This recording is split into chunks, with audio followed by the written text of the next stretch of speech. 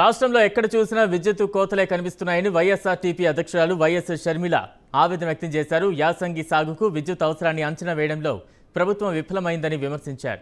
24 గంటల విద్యుత్ అని చెబుతూ 5 నుంచి 9 గంటలే ఇస్తున్నారని మండిపడ్డారు.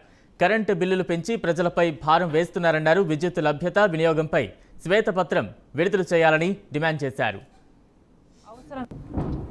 జనగాం నియోజకవర్గంలో నిర్మెట్ల మండలంలో ఉన్నాం.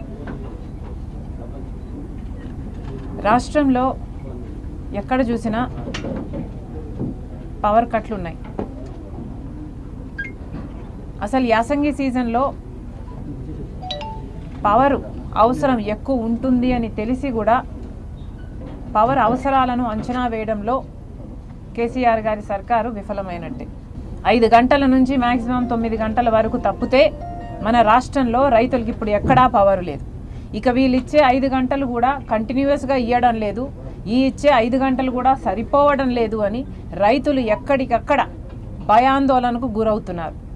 ఎక్కడికక్కడ అసలు మోటార్లు నడుపుకుందామనుకుంటే కరెంటు లేకపోతే పంట తడవకపోతే ఇక